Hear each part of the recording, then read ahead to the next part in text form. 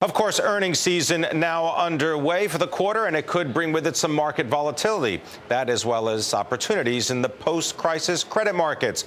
They're among our topics for my next guest, Stephen Siderow. He is the president and co-founder of BlueMountain Capital Management, BlueMountain, a $4 billion hedge fund. Stephen, great to have you with us on Bloomberg. Thanks. Before we get into the issue having to do with earnings, those are quarterly issues. Just take a step back and explain to me, do you think that interest rates are rising? And if so, how long is that rise going to continue? Is that a blip or is that a big trend? Our view is that interest rates certainly are a question mark. A lot of attention being focused on them, a lot of concerns about inflation, and the investors that we talk to, pension funds, endowments in particular, are concerned about that interest rate rise in the future being sustained and looking for ways to reduce that exposure in their portfolios. Because if interest rates rise and they have huge, substantial, big bond portfolios, the value of those bonds is going to get crushed. Well, that's right, and that's what their concern is. So they wake up in the morning, they look at their portfolios and are concerned that those big bond fixed income portfolios with lots of interest rate risk, lots of duration, could be negatively impacted by a Fed rate rise or continued ECB rate rises. So they're looking for ways to diversify, get some returns, meet that 8% potentially, their 8% hurdle rate for their investments, but without taking that interest rate risk.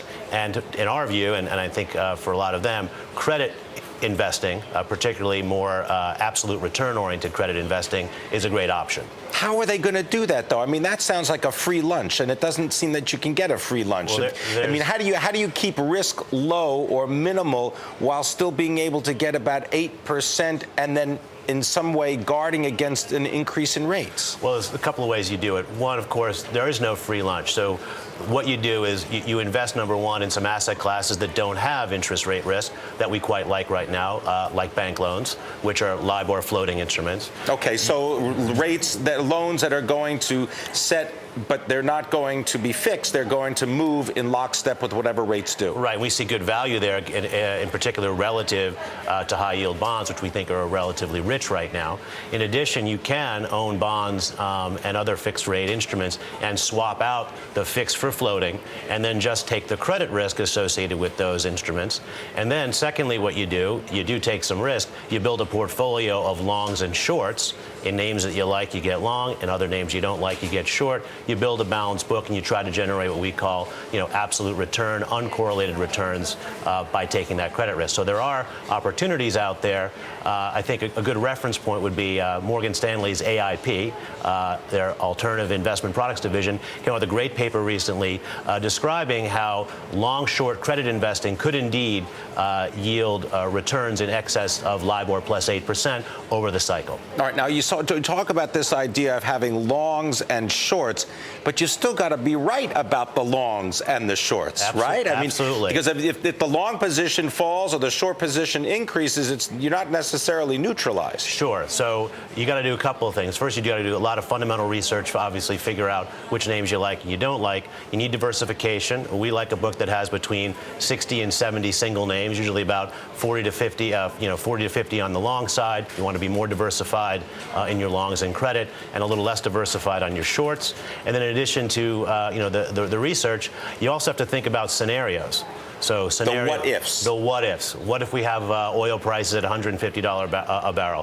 What if we have higher inflation? What if we have, by the way, an outsized growth? That's also kind of a fatter tail, if you will, event. It might be a positive for the U.S. economy, but 3 or 4% GDP growth is, I think, beyond what most folks are expecting. Yeah, in fact, a lot of those expectations for economic growth, they've all come down now, particularly because what they're seeing in inflation, particularly when you look at oil prices. Right. So you want to make sure that your portfolio is robust to those different outcomes.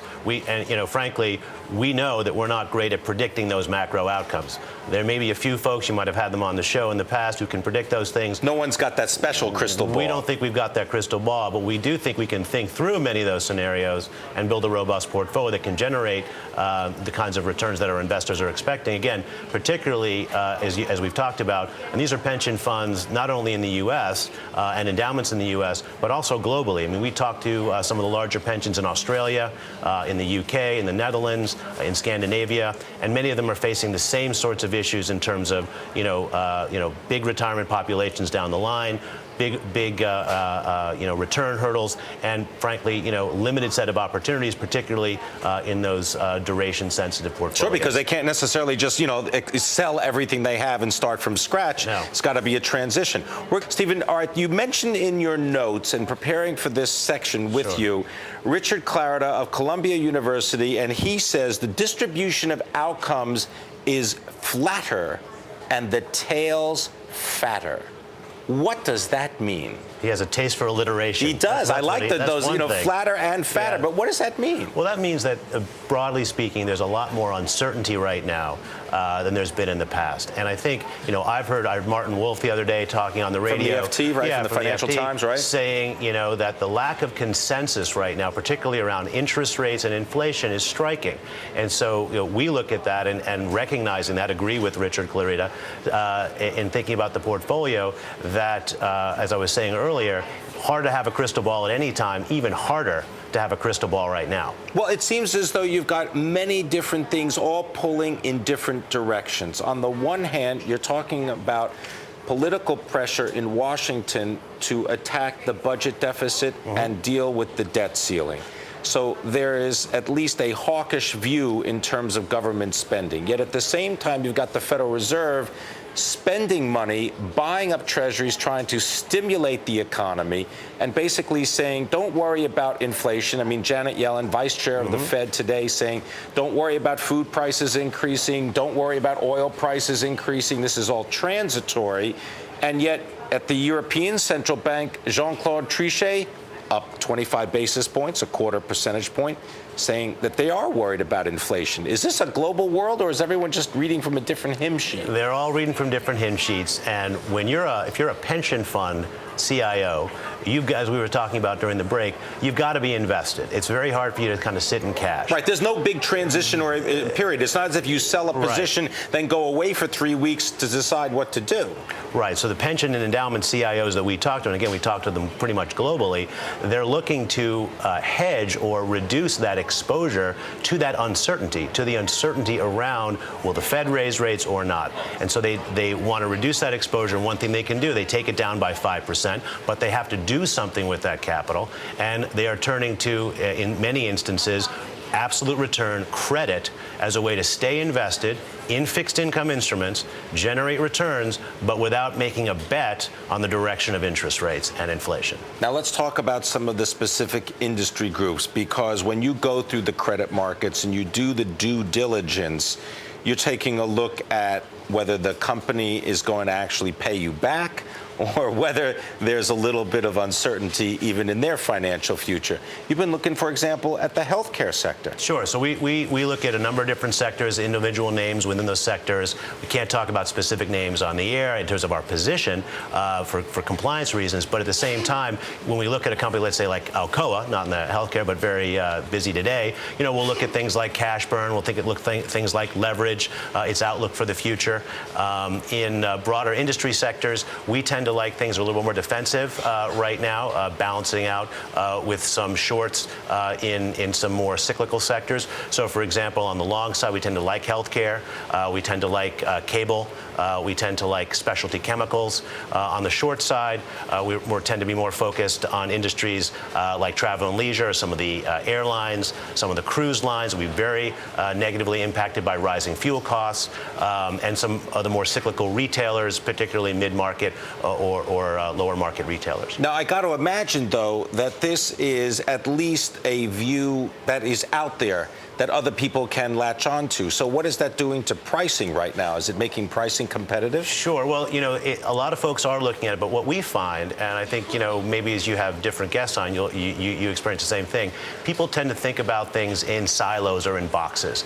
And that's very true in the credit markets. There are folks that are focused only on bonds or only on loans, only on high yield or only on investment grade, only US long or only short, etc. Synthetic, they can only buy cash instruments or synthetic instruments, and you'll find that the pricing differentials really are driven by those buckets, by those boxes, by those silos, as very few folks look across, and as a result, you do find some very interesting mispricings. I mean, ratings are a great example. You often, you'll have a guest on or talk about ratings changes on single names on companies, and all of a sudden a name that wasn't covered is suddenly eligible for investment because it's gone to investment grade from high yield or the other way around. And we're actually looking in those seams for those opportunities where the market's going to misprice risk. Now, you made, I think, an interesting point during the break. We were talking about the perspective of the portfolio manager at a pension fund. Sure. And you said that one of the things they have to confront is they cannot necessarily change the allocation of their investments. In other words, they can't take money that was set aside for bonds, for fixed income, and go out and buy stocks because they're already fully invested in stocks, in private equity, in venture capital. Well, oftentimes that is the case. It really depends on the pension fund and their investment program, the role of the board, the role of their consultants, and there are different kinds of consultants that we work with pension funds, again, and endowments. But they do often have fairly, straightforward, fairly strict allocation rules to different strategies or buckets. And when they want to move stuff around, it becomes a more onerous process. So as we were saying, if they want to stay in fixed income, take money from their fixed income allocation, they need to put it into something that's also fixed income. Credit and even absolute return credit can be that alternative. Other folks might take money from an equity bucket and allocate it to absolute return strategies more broadly. But again, you've got to figure out where that connection is between what you do and the different sort of allocation buckets that these pension funds run. All right, well, we're going to leave it there, but I want to thank you very much, Stephen Siderow, coming to us from BlueMountain Capital Management, sharing some insights into what's happening in the credit markets. Very interesting and very timely. Thank you.